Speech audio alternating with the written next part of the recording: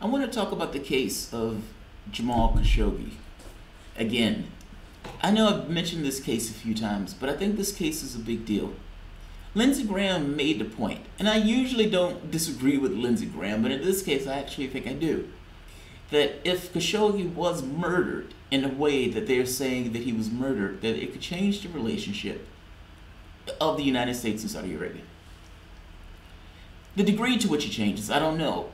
But you already have a faction of the Democratic Party that is against Saudi Arabia, particularly in the murders that have been taking place in Yemen. Add to this the brazen killing of a Washington Post journalist. Yeah, if Lindsey Graham is as hyperbolic and high-pitched as he is on this, you may have some other converts on this story also. Not to mention the issue and the conflict with Turkey in and of itself. This murder, if indeed it was a murder, the idea of taking a bone saw and sawing a man up was done so on Turkish soil. You can make an argument that the consulate is Saudi, but for all intents and purposes, it was in Istanbul where this had taken place.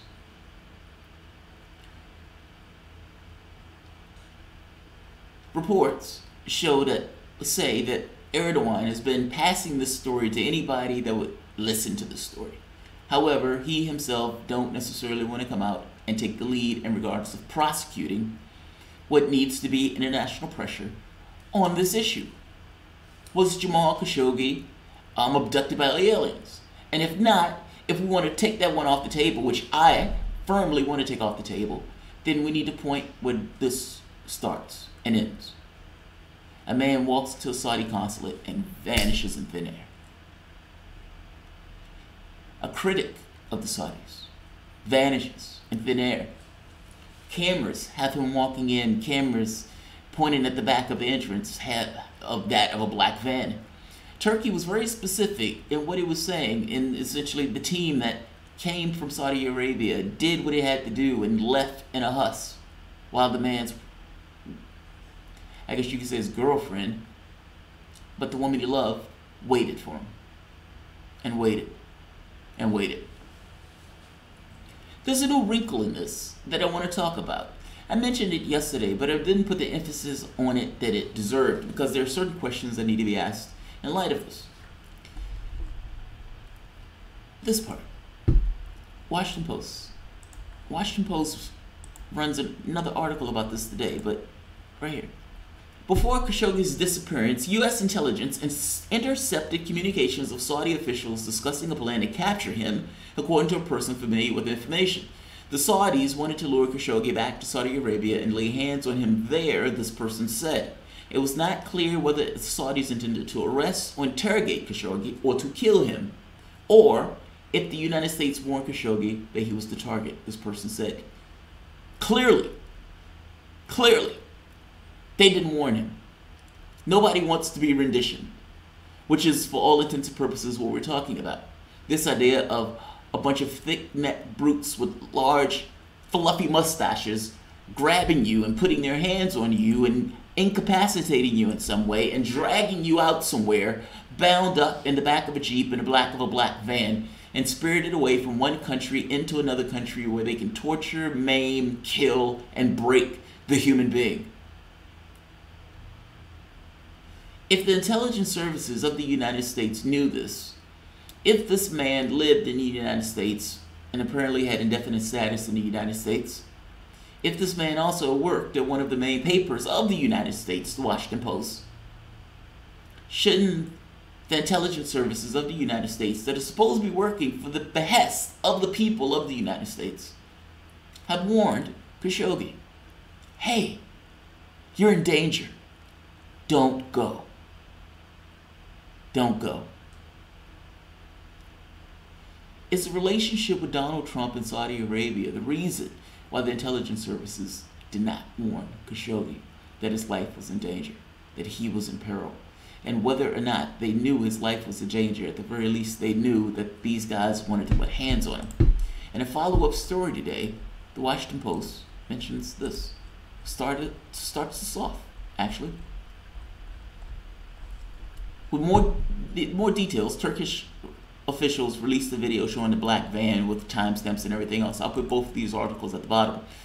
But the Crown Prince of Saudi Arabia, Mohammed bin Salman, ordered an operation to lure Washington Post columnist Jamal Khashoggi back to Saudi Arabia from his home in Virginia, and then to detain him, according to U.S. intelligence intercepts of Saudi officials discussing the plan. It's like a mob boss. It's like a mob boss. He ordered a hit. Think Tony Soprano with oil money, with billions of dollars of oil money, and with another bigger Tony Soprano backing him up. That's for all intents and purposes what this is. Saudi Arabia tried to do an extraordinary rendition on Turkish soil. Either it went wrong or it went according to plan, and either way, what's his name ended up in a bag. The thing is, why, if this purely boiled down to this thing of detaining and spiriting him away, why bring a guy with a bone saw? Why bring a guy with a bone saw? Do you bring a guy with a bone saw if the goal in this is to detain? Maybe the goal is to detain, and if not possible to detain, to kill and decapitate and get out of Dodge.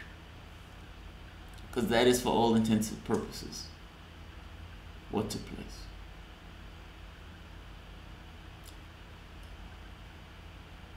I'm going to end this here because I don't want this one to go long.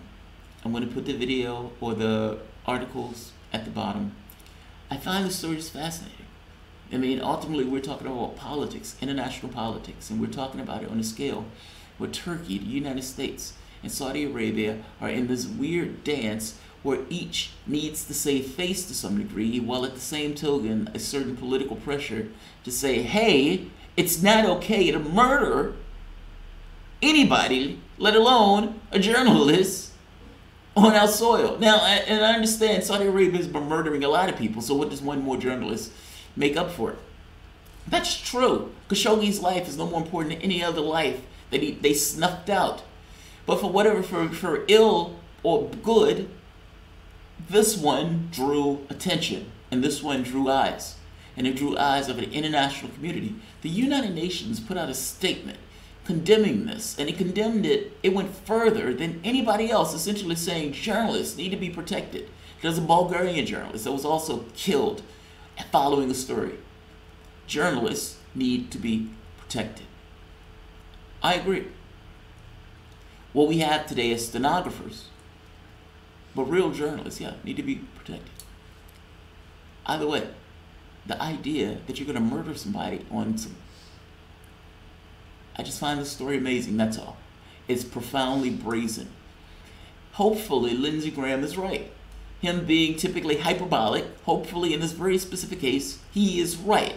And there is a reorientation with regards to our relationship to Saudi Arabia. We're an oil producer at this point. We can focus on green energy. Fuck them. They're totalitarian dictatorship, hellscape theocracy. We shouldn't have anything to do or any association with them, and we damn sure shouldn't be helping them murder Yemenis in the way that they're murdering Yemenis. But let alone, that has nothing to do with this particular story. Jamal Khashoggi snuffed out while his wife waits outside, completely unaware that he is being killed and dismembered. Saudi Arabia. By the way, the tech giants love this guy. Tech giants love this guy. This guy's a goddamn mob boss. Alright, if you enjoy the content, please feel free to share, like, subscribe. You can always support the Patreon. Thanks all.